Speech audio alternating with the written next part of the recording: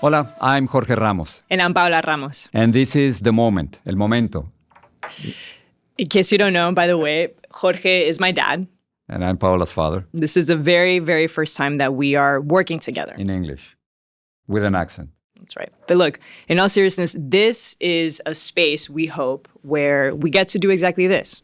Two journalists who are father and daughter, two people who grew up in two very different generations, get to do what we love most, which is be in conversation with some of the best thinkers out there, activists, artists, other journalists, people that make us think and that lead us to have profound, deep, thought-provoking conversations. And whenever there's a Latino issue, we want to discuss it right here. That's right. And also we call it The Moment because I honestly believe, Paola, that in just a few years, people are going to ask us, what did you do during those years? And this is our answer. This is what we did. Exactly. Asking questions, tough questions, challenging power. Particularly at a time where Latinos and immigrants continue to be one of the most misunderstood folks out there. And so we hope that this helps us all understand what it means to be Latino and what it means to be an immigrant in this moment, and that we really start to make sense of what this country is going through. People might not realize, but we talk to each other many, many times during the day. We text each other. We talk about news. And basically, we're just moving that conversation from the cell phones to this podcast. Another thing that people don't know is that beyond you and I talking all the time, which to this day I don't know if that's weird or not, but we do. I think it is. It may be normal, but you and I grew up apart, or I guess I spent most of my childhood in Madrid, living in Spain across the Atlantic Ocean. That was very difficult. I spent almost 13 years away from you. And I mention this because in a way, yes, this podcast will be about politics. Yes, it will be about understanding the Trump administration. But also about us. It'll be about current affairs, but it'll also be, I think, our way to take back time. To maybe have some of those conversations, those more vulnerable conversations that we didn't get to talk about. And so, yes, we'll intertwine all of it. And we invite everyone to be part of this space, to be part of this conversation, to make us think, to push back, debate with us, and more than anything, learn from our guests. So this is the moment, but also this is our moment. For our very first episode, we want to have a conversation about what political change looks like in the country. But I think more than anything about what the type of change people are ready or not ready to embrace in this moment. To do that, I actually want to take people to New York City.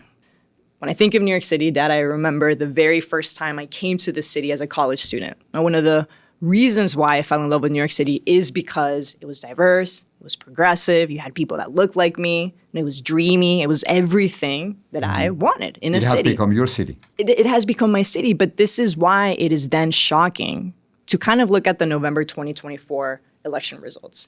And when you see in those numbers is that if you zoom in, actually New York City saw one of the highest rightward shifts in the country. So what I'm talking about is this fact that if you zoom into neighborhoods across New York City, you look at the Bronx, you look at the Upper West Side, you look at these traditionally Democratic bastions, Donald Trump made significant inroads there. It was very hard to believe. Very hard to believe. And he made inroads in very heavy Latino and immigrant neighborhoods. And so in the middle of this picture, where you see Donald Trump's rightward shift across the nation, giving him, of course, this profound and resounding victory, in the middle of that story, something else happens. And that is that this summer, the underdog in New York City's Democratic primary, a 33-year-old self-described Democratic socialist whose parents are immigrants, this person shocks the nation. He shocks the Democratic Party. He shocks Donald Trump when he suddenly beats Andrew Cuomo. Well, Paola, he did more than that. He managed to reverse Trump's trend, winning a lot of voters from Latino communities, working class communities, and communities of color across New York City that the Trump campaign targeted. So we're talking about the New York City candidate for mayor, Zohran Mamdani. And that is exactly what is at the heart of this episode. This one question, does the Mamdani campaign represent a new kind of path for the Democratic Party? Or perhaps the question is the party ready for him? After a break, we'll be right back with Zohran Mamdani. So for those who are not following very closely the race for mayor in New York City, I want to know a little bit more about you and your identity. Your mother's a filmmaker, your father's an academic. You moved from Uganda to Manhattan when you were 7 years old. When did you begin to feel that you are a New Yorker? was quite soon. I fell in love with the city almost immediately. And it was a city that first I knew mostly in Morningside Heights, where I grew up. And then it was one that I got to see through the eyes of the Bronx when I went to high school. And it's the city where I've become a man, the city where I met my wife, the city where I got my citizenship, and now the city that I'm running to represent. When I identify myself, I say, before anything else, I'm an immigrant. Honestly, before anything else, I'm the father of Paola and Nicolas and Carlota. But I feel that even after 40 years in this country, I still feel like an outsider as an immigrant. I wonder if you feel that way. I think one of the most beautiful things about this city is that everyone can belong, that everyone can feel of this place. You know, I would be the first immigrant mayor in generations, but 40% of New Yorkers were born outside of this country. And that idea of how many different New York cities exist within one. You know, we're often told a specific story of this city as if it is the only story. But the further you go across the 5 boroughs, the more you understand that all of these different places are a part of this same city.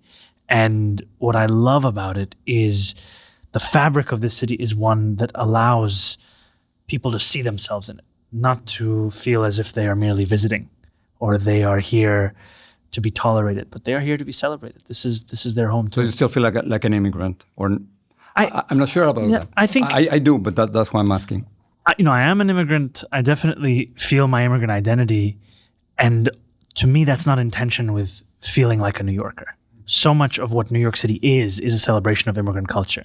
You know, when I'm speaking in Urdu and eating biryani, I am still doing so as a New Yorker.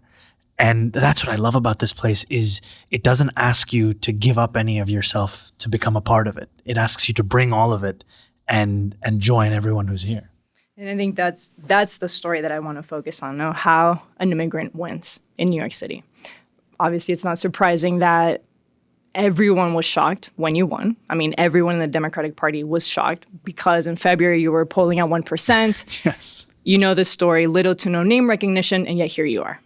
But I want to focus on understanding your victory, because if you zoom into those numbers, they're incredibly interesting because you do very well with Latino voters. You keep zooming in. You do well in Washington Heights. You do well in Queens. You do well in parts of the Bronx. And if you continue to zoom in, you do well in precincts where Donald Trump made significant inroads with Latino voters in 2024. And so the question is, how did you do that? Like, how did you do so well with Latino voters? I think the first thing is by listening.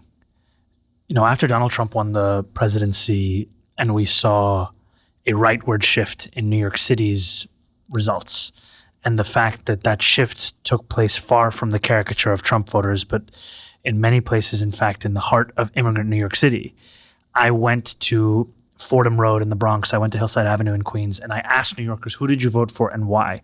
Many of the New Yorkers that spoke to me were Latino New Yorkers, and they told me in English, and some of them even told me in Spanish through a friend who was translating, why they voted for Donald Trump. And again, it came back to the cost of living. It came back to them feeling like it was easier to afford this city 4 years ago. And now the cost of rent, the cost of childcare, the cost of groceries was putting the city further out of reach. And the things that they used to take for granted were now negotiations and debates of which of these two things they could afford.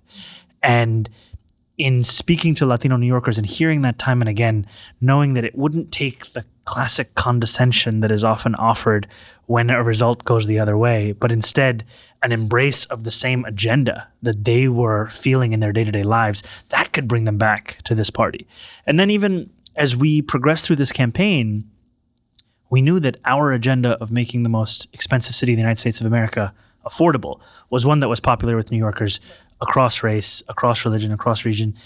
And yet I also had heard from a number of our volunteers and our supporters, Latino New Yorkers, that if only you could do something in Spanish so I could give this same message to my abuela. And so that was the feedback that led me and my campaign team to make a video in Spanish, which if you watch the video, it starts in the daytime and it ends in the nighttime because that's how long it took me to get every single line. But you're saying abuela pretty well. Yes. And then well, it was my friend. You greeted me in Spanish very well. Thank you very much. But then what is the lesson learned for Democrats in Washington, D.C.? I mean, is it that what you and Trump have in common, is it that you're talking about the economy in ways that Latinos can understand? And is that enough? I think so often in our party, we treat voters of color not just primarily, but oftentimes exclusively through the question of identity. And we leave behind any questions of class. And what I heard from many of these same New Yorkers who oftentimes I had been told would never vote for Donald Trump because of everything he had said and has said about Latinos, were telling me that for them the most important crisis was whether or not they could afford this city. And to actually respond to that, as opposed to going to lecture someone as to why they made the wrong decision. And also it's trying. You know, I don't speak Spanish. I speak the 10 words that every New Yorker knows growing up in this city. And yet, you know, my friend Amanda was up for taking me through 6 hours of that video where she taught me that it's not la renta, it's la renta. You know, that you have to roll your R and you have to get it right and you have to put in the work. And that respect is often one that is denied to Latino voters, but also immigrant New Yorkers at large, I would say, where you go to a consultant and they tell you, these are the voters you should speak to, the ones who voted in the last 3 primaries. These are the only ones that are worth your time. And we ask the question, what if you gave your time to those that had never been given that same consideration? What if they were actually shown that they were a part of the same constituency? But is this economic populism? I mean, you're concentrating on affordability, and you're concentrating on childcare, free buses, housing. It sounds wonderful, but I wonder if it's realistic. You've been asked this question 1,000 times, and you've been giving all kinds of answers, but people might think that you might be underestimating the cost at the end. Who's going to pay for all that? Isn't that the question? It is a question, and to that there is an answer. We live in the wealthiest city in the wealthiest country in the history of the world. I'm speaking about running a city that has a city government's budget of $115 billion, give or take. State budget of about $252 billion, give or take. There's an immense amount of money. Now, when Andrew Cuomo wanted to spend $959 million to give tax break to Elon Musk, people did not question whether it was realistic. But when we want to spend less money than that to make every bus free in New York City, we're told that it's an agenda that is too ambitious. You mean you need more taxes? I've spoken about the need to increase revenue. I've said there are 2 ways I think that are the most productive. One is raising the state's top corporate tax rate to match that of New Jersey. The other is raising the personal income tax rate on the top 1% of New Yorkers who make $1 million a year or more by 2%. So if you're making $1 million, that would just be an additional $20,000 in taxes. So you're running on raising taxes? Yes, I've said that what I'm running on is an agenda to deliver for working class New Yorkers and an honesty as to how we will raise the money in order to do so.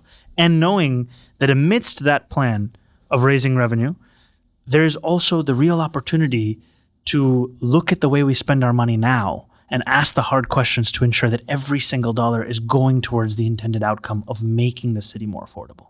So despite that, what are your chances of winning? Today you think you're going to win? I feel quite confident. He's laughing, which means that you feel confident. I do. I feel confident. And I smile because, you know, today we got the news that Eric Adams and Curtis Sliwa are being considered for jobs in the Trump administration.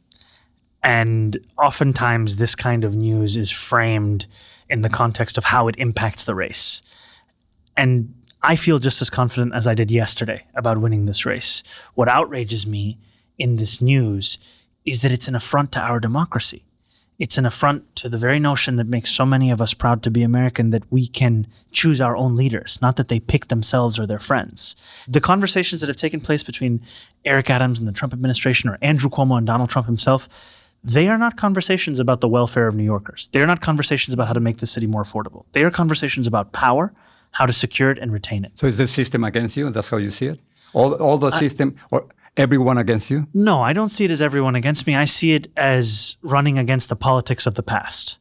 And New Yorkers are tired of that politics. A politics that promises you that which you already have and tells you simply to celebrate it, as opposed to crying out for that which you deserve. You know, we just found out that Andrew Cuomo has spoken to Donald Trump more than he's spoken to Kathy Hochul in the last few months. That tells you about someone whose understanding of politics is tied not only to the past, but also to these specific people that he can see himself in and they can see themselves in. And yet what New Yorkers have been crying out for years is a functioning relationship between City Hall and Albany, City Hall and Democrats in D.C., And I say this as someone who thinks the greatest mayor in our city's history was Fiorello LaGuardia. And you cannot disentangle his accomplishments from the relationship he built with Washington, D.C. and with those of his party that were there. And that's also what I'm seeking to build. You know, many Latino immigrants came to New York City from living under socialist regimes. So when you say that you are un socialista, democratic socialist, many of them are very scared, and they would never vote for someone who calls himself a socialist. I was seeing the numbers. In New York City, there are about 140,000 Cubans. In 2022, the largest share of arrivals were from Venezuelans. So what can you tell them about you being a socialist? They simply can't vote for you because you're a socialist. You know, I was told this when I started the race, that there were many New Yorkers who I could not reach because of the fact of how I described my politics as being a democratic socialist. And I was proud that by the end of the primary, we won Latino voters by 7 points. And we won it by not looking to debate those same New Yorkers as to their own experiences, but rather by understanding them, by listening to them, and by explaining that these experiences, as they've been told to me, whether it's with the sense of freedom narrowing in one's life or the inability for any dissent to take place without repression, that these were the exact examples of the opposite of what it was that we were fighting for. You know, our vision, my vision, as a democratic socialist is one that can be best described by the words of Dr. King decades ago when he said, call it democracy or call it democratic socialism, there must be a better distribution of wealth for all of God's children in this country. And we often hear politicians say, New York City is the greatest city in the world. They don't answer the question of what good is being the greatest city in the world if you cannot afford to live here? What good are the freedoms that we talk about if you can't afford to exercise them? And so to these same New Yorkers who have had these kinds of experiences, ones that are often characterized by the absence of freedom, I speak to them about the ways in which our freedom here cannot simply be in the rights that we have, but in our ability to afford that same city, to use those rights. And I've found time and again that what people care most about is if they can actually afford their day-to-day life in the city. So you're saying ideology is not that important? I think it's not been the first question that New Yorkers have asked me, but even more than that, I've often been asked as to what does it mean when I say that I'm a democratic socialist? I think that's important because Republicans and some Democrats weaponize that term so much. I mean, it's completely misconstrued. And so what's the most simple way to address a Spanish-speaking Latino New Yorker who may want to vote for you, but he's so scared about that term? I would tell that New Yorker that to be a democratic socialist is to believe that every New Yorker should live a dignified life, and that is city government's responsibility to ensure that. It's about the things that you need, not the things that you want or the things that you'd like, but that you need to live that dignified life. And in New York City, there's a consensus that every child should be able to go to K through 12, that there should be a library, that you should have a sanitation department, a fire department, a police department. And yet there are other things that we all know to be necessary, and yet we are accepting of the fact that one could be priced out of it. Childcare. Before your child can go to K through 12, that childcare costs $25,000 a year. Housing. We are seeing more and more New Yorkers being priced out of the places that they call home. If you even think about public transit, it's in the name, public transit. It costs $2.90 per ride, but 1 in 5 New Yorkers can't afford that anymore. And so it's applying that consensus to that which is needed and necessary. That's what drives this vision of a city that's affordable, a city that freezes the rent for rent-stabilized tenants, makes the slowest buses fast and free, and delivers universal childcare for each and every New Yorker. Politically, I think I have to ask you this question. Just going back to socialismo, do you think that Miguel Díaz-Canel in Cuba is a dictator? I haven't thought much about Miguel Díaz, I'll be honest with you. I think mostly about these 5 boroughs and how we can actually deliver affordability for New Yorkers. But do you think Nicolás Maduro is a dictator in Venezuela? I think he has done many a horrible thing. But again, do you think it's important that you say that they are dictators and that people understand here in New York that you are not aligned with them? I think it's clear and it's important for me to showcase how this is a vision for the people of the city. And as you said, it is in stark contrast to the experiences that many others have had. And I think when I hear from a number of Venezuelan New Yorkers about what drove them to come to this city, the conditions that they had to live through, I understand their skepticism. I understand their caution. And yet I have found in them an understanding that my vision is one that is distinct from that experience. Yeah, but I wonder if you're reluctant to call them dictators in Cuba and Venezuela. I'm not reluctant. I just haven't thought about them that often. I'll be honest with you. I think that Maduro's government is one of repression. There's no question about it. And I think it's in Cuba. Sorry? And also it's happening in Cuba since 1959. And I think that the repression that, whether we're speaking about Cuban New Yorkers or Venezuelan New Yorkers, that they have had to live through is a repression that stands in a clear contrast from what our vision is here.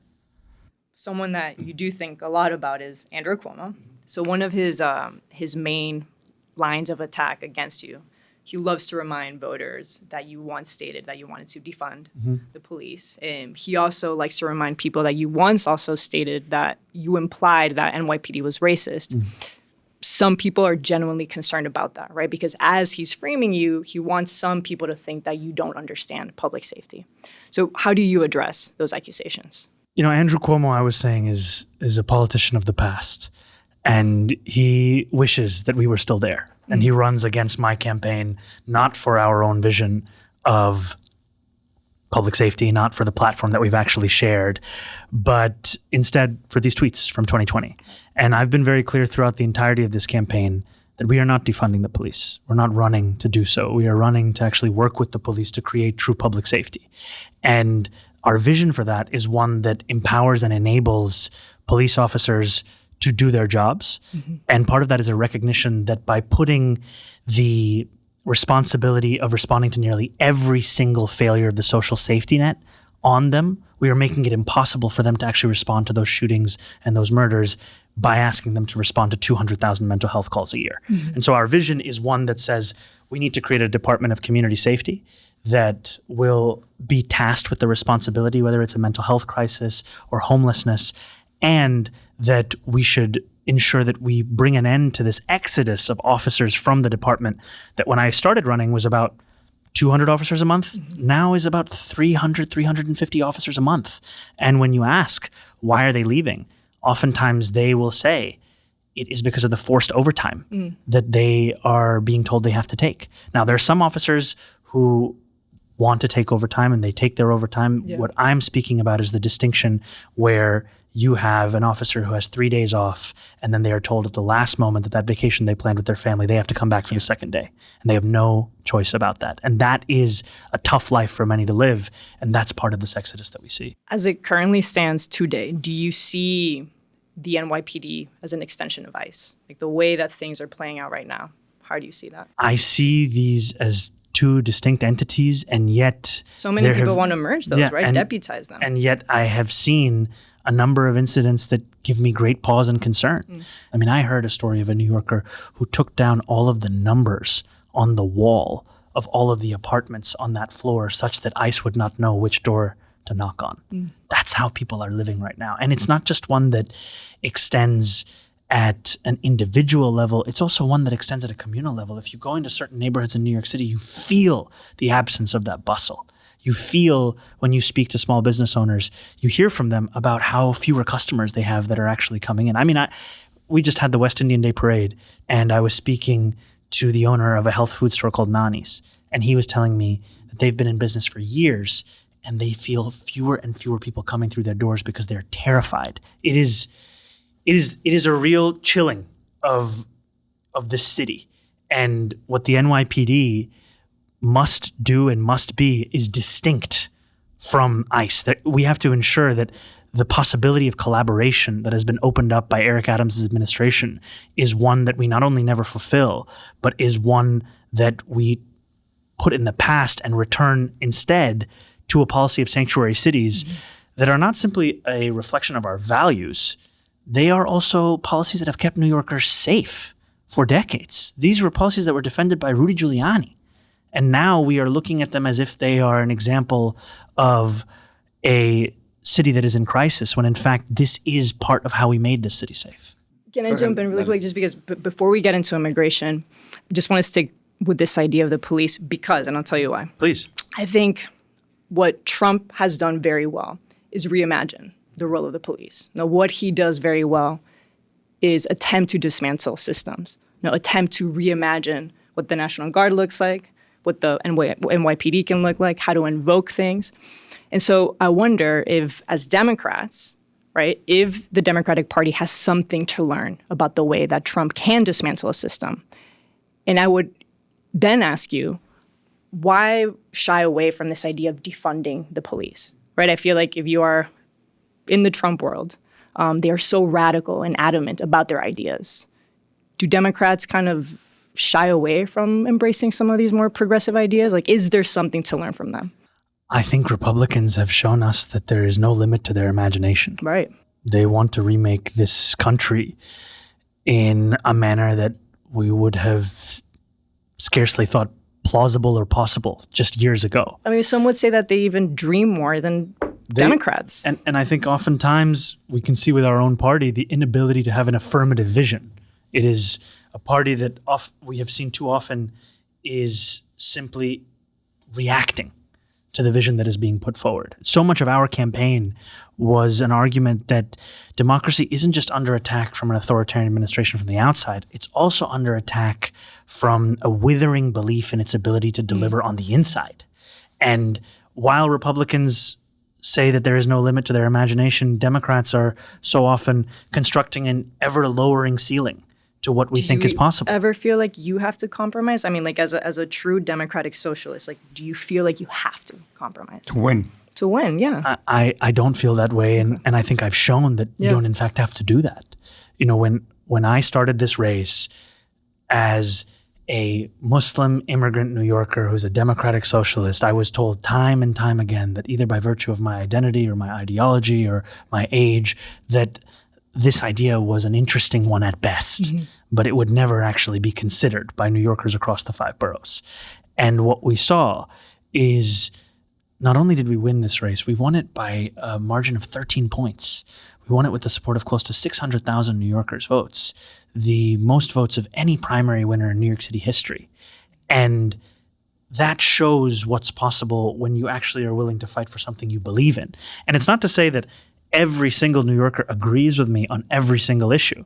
But I shared many a time in this race about the words of Ed Koch, who said, if you agree with me on 9 out of 12 issues, vote for me. 12 out of 12, see a psychiatrist. Because that's what it means to live in this city. It means to know that tension and disagreement is a natural part of living in a place together. And that as long as there is a central theme that we can agree on, that we can fight for together, and that being affordability, then anything is possible. Let me talk about immigration. Many Latinos are living in fear in New York City right now. This is supposed to be a sanctuary city. Regardless of that, they still feel so much fear. So what would be concrete steps that you would take in order just to protect those immigrants? There are a number of things. The first is to ensure that we do not see any more incidents such as the ones that have taken place under this administration of collaboration between the NYPD and ICE that goes in violation of our sanctuary city policies. The second thing is to not only protect those policies, but to strengthen them. The third thing is to look at what is possible under the tools that we have. Right now, of the 8.5 million people who call this city home, 400,000 are in immediate danger of deportation. The city has a program that could provide legal defense services for New Yorkers in detention. Of those 400,000, the city served less than 200 last year. And so we have put forward a commitment to fund additional tens of millions of dollars in legal defense services, because we know that by simple virtue of having a lawyer in those proceedings, it increases your chances of going home to your family 11-fold. And that's our responsibility, to do everything in our power to make sure that we're keeping families together. And this is something that I have found New Yorkers are crying out for, that clarity and that courage to actually stand up for what this city represents. You know, we have tourists from across the world who come here to see the Statue of Liberty, and then we turn our back on those same words that are etched into stone by practicing this politics of collaboration with Donald Trump. One of the main pushbacks now that Republicans are constantly saying is that how will this 33-year-old self-described democratic socialist handle such a huge budget? Can he do it? I am, and I'm equipped not because of my unique mastery of the work of that budget, but because of the fact that I will run this city and lead this city with equal parts understanding that I am the one who is responsible for what happens in City Hall, and I have to surround myself with people who are characterized by track records of excellence and of outcomes, not people who are simply the quickest to say yes to each and every idea that I have. And one side of youth is also a humility of that which you don't know. Because what we've seen in so many of our so-called leaders is a sense as if they must answer every question.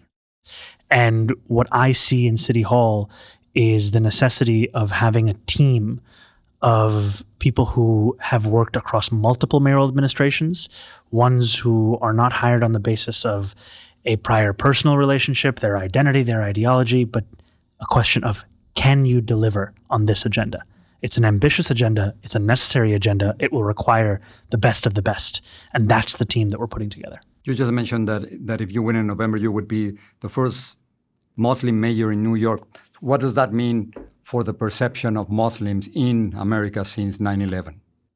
You know, I've been asked this question many times of what it means to be the first Muslim mayor and what does it mean to me to be Muslim. I think often of my grandmother Kulsum, who helped to raise me, and my grandfather Yusuf, and they taught me that to be a good Muslim is to be a good person. It's to help those in need and harm no one. And what I've found so often is that this presents an opportunity just to showcase how New York City and New Yorkers can be defined in so many different ways. And none of it asks for a politics of preference or hierarchy, rather one of equality and of respect. And I also know that there are many misconceptions. You know, I had Absolutely. a New Yorker who came to me and said, and I heard you're going to be the first Muslim mayor. I said, yes. They said, am I going to be able to buy alcohol in New York City? I said, you know, where do you buy your alcohol today? Probably from a Muslim guy who runs your bodega. So you're going to be fine. True. Okay, since we're laughing, so one of the things that people they tell you, the same way that they tell me, is that at times, fairly or unfairly, they call us both Nepo babies. It's pronounced Nepo man. No, there you go. Okay. So I get that a lot, obviously, because this dude is my dad. Yeah. Obviously, your father is a very renowned academic. Your mother obviously is a very well-known filmmaker. Growing up, like, did you feel like you had to be this like extraordinary person? You know what I'm saying? Like, was it like, did you feel this this drive not to be this exemplary kid? I didn't feel the weight of any kind of burden in that manner. I was really lucky in that my parents have been incredibly supportive. Yeah. And they've been supportive whenever they see that passion in my eyes. Mm-hmm. And that's meant when I wanted to be, you know, when I was an aspiring rapper, that they were willing to support that as something their son was doing. And it's Did they know that wasn't going to go anywhere? There was a point at which my dad pulled me aside and he said, I think I think it's, he didn't say politics, but he said, I think, you know, it's, and I was like, you know, I understand that. I respect that. But I think that support, that belief, that love that I was raised with, it gave me the courage to have an imagination and believe in the possibility of it, and not to limit myself in the many ways in which the world seeks to limit so many of us. You know, there are many New Yorkers who grow up only with a caricature of themselves as the example of what they could be, a box that they are told to fit into. And the more that they constrain themselves, somehow the smaller that box becomes. Yeah. And I was raised with this sense that whatever it was that I was interested in, whatever it was that I was passionate about, that was something that was worth giving my time to. And I think it has changed my life and my sense of possibility in this life. Though when I told my mother that I wanted to run for state assembly, she asked me, are you sure you can do that with just a bachelor's degree? I said, yes, it's possible. Let me just finish with this. Do you have a favorite of your mom's movies or a favorite of your dad's books that everybody should watch or read? I leave it to them to make decisions, but I'll tell you my favorites. Okay. My favorite of my father's books is From Citizen to Refugee. Yeah, okay. It tells the story of the last 90 days when he lived in Uganda before he was expelled in 1972, and then the first 90 days where he was a refugee living in a camp in England. And it is a book, unlike many of his others, where he's writing it himself and about the world around him and how he's reckoning with this moment of expulsion and what it means, as we've alluded to be a man of hybrid identities and see the world through those. And for my mother, I have to say Mississippi Masala, which is the reason that I'm alive. My mother met my father researching this film. And it is also a film that tells the story of so many who live lives in between the boundaries that we are often told exist in our city and in our country and in our world. We'll go and look for them. Gracias. Well, no, wait, 1 second. We cannot finish an interview without having you say bye in Spanish. Like, come on, what is this? En el momento. Yeah. Here are my favorite Spanish phrases. Okay, there you go. Favorite ones, claro que sí. There's no question. I always throw in a claro que sí. Sí. Mucho gusto. Muy bien. And the accent, wow. Well, it's New York City. You know, it's yo no hablo español, lo siento, solamente en inglés. You know, it's. Hablas bien. This is how you move through New York City, and that's what I love is that we are a city of all of these things at once, and it's a place that really gives you a fluency in the world, and yet there are so many whose ideas of the world are ones of fear, are ones where they seek to cast it aside. And this is a city that's a celebration of it. Zohran, gracias, de verdad. Thank you so much. We really appreciate it. Thank you so much. Thank you. Thank you. Thank you, Sam. A few days after the interview, the Mamdani campaign sent us the following statement. I want to be clear on where I stand. I believe both Nicolás Maduro and Miguel Díaz-Canel are dictators. Their administrations have stifled free and fair elections, jailed political opponents, and suppressed a free and fair press. And yet, our federal government's long history of punitive policies toward both countries, including extrajudicial killings of Venezuelans and the continuation of a decades-long blockade of Cuba, have only worsened these conditions. Democratic socialism is about dignity, justice, and accountability. And above all, it's about building a democracy that works for working people, not one that preys on them.